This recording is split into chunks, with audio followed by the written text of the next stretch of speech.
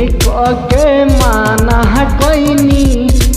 जनुआ के बड़ी समझैनी मानल ना बात हमार ओकरा तो रहे बेचैनी होता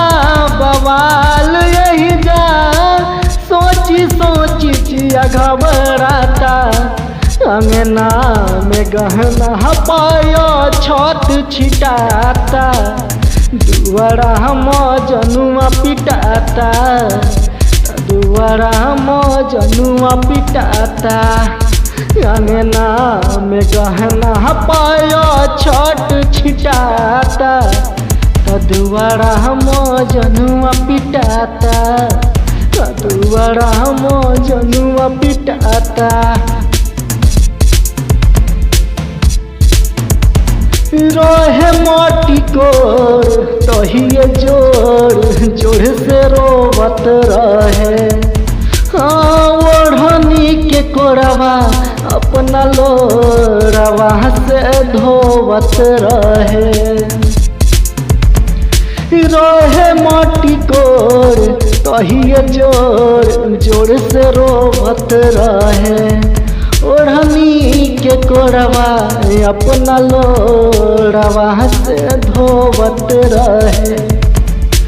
गेहूं के संगे संगे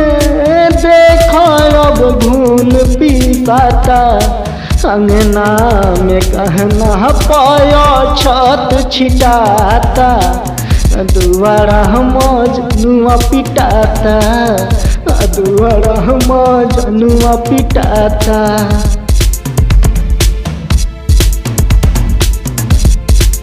मेहदी महावर चूड़ी पहनल मजबूरी बाटे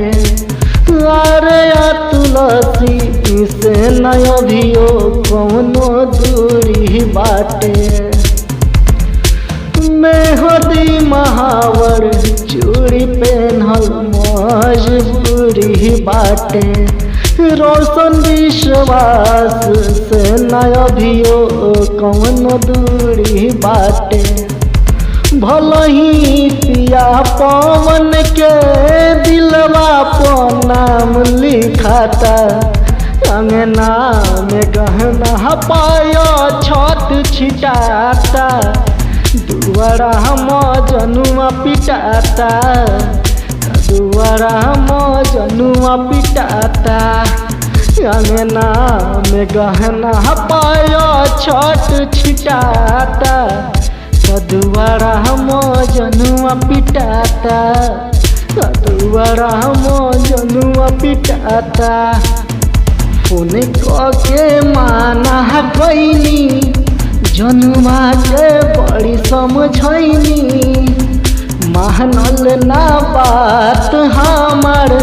ओकरा तर रहे बेचैनी होता बवाल यही जा सोची सोची जिया घबराता अंगना में गहना पायो छत छिटाता दुआरा हम जनुआ पिटाता दुआरा हम जनुआ पिटाता अंगना में गहना पायो छत छिटाता दुआरा हम जनुआ पिटाता दुआरा हम जनुआ पिटाता।